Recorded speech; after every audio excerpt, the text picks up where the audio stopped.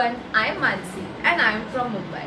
Today I am going to share with you a very easy and traditional recipe called Panjiri. I have a Punjabi mother-in-law, so this is cooked very often in my house. Now Panjiri is made differently in different homes. Well, it is also offered as prasad to Krishna during Janmashtami. So let me show you this easy recipe. Let's get started. So to make Panjiri, today I'm going to need a cup of atta. This is regular wheat flour. I'm going to need a tablespoon of melon seeds, 1/4 cup of ghee. We can add more or less, we'll see during the recipe.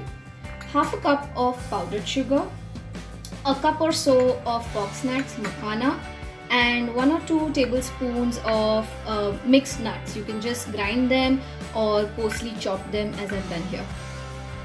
So here I have a pan and I'm going to add half of the ghee that we have. To that I'm going to add a tablespoon of melon seeds and 3/4 of a cup of makhana. And I'm going to let it fry.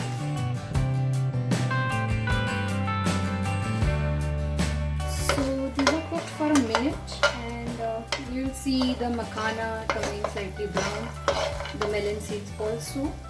So this is the time to kind of remove it in a bowl.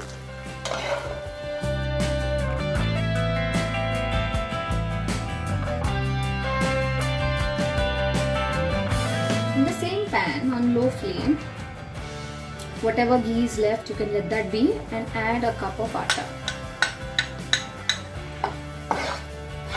And keep roasting.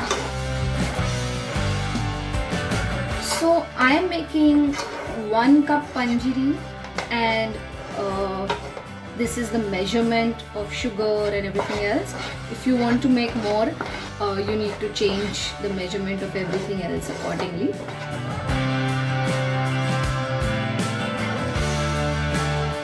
Now there are many interesting facts about Panjiri. Apart from being offered as prasad to our god, this is a very nutritional dish in terms of this is largely used especially or consumed especially by women post pregnancy because it gives a lot of strength. Panjiri is also made differently in different homes.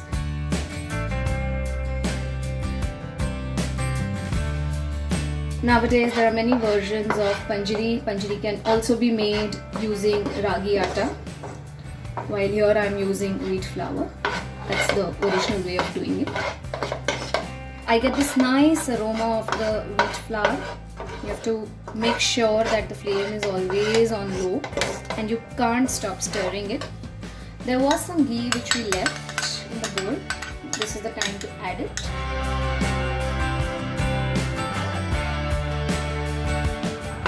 It doesn't have to be like sheera, but it cannot be very dry either.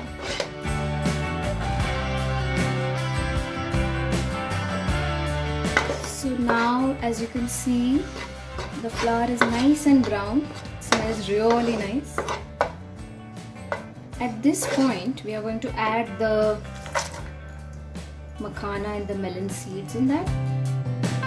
I have about 2 to 3 spoons of mixed nuts. I've used badam and pista, just roughly chopped. You can use any other as you like. And I'm going to still continue stirring it for another 5 minutes.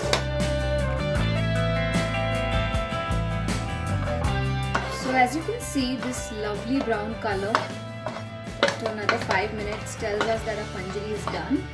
So I'm going to put the flame off at this point and transfer it into a bowl here. And we're going to let it cool for about 10 minutes or so. So we've let it cool for about 10 minutes and here I have half a cup of sugar, powdered sugar, which I'm going to add to this mixture.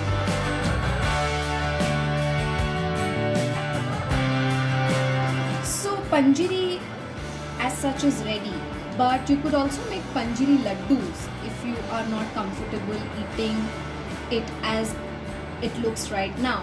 But in that case you will have to make sure you grind the makhanas, otherwise you won't be able to make the laddus, and you will also need to add more ghee to make the laddus.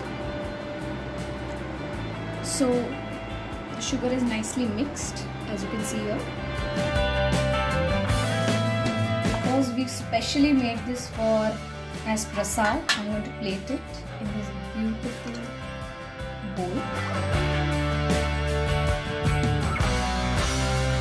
This is a plate, this is a bowl where we used to offer prasad to our god.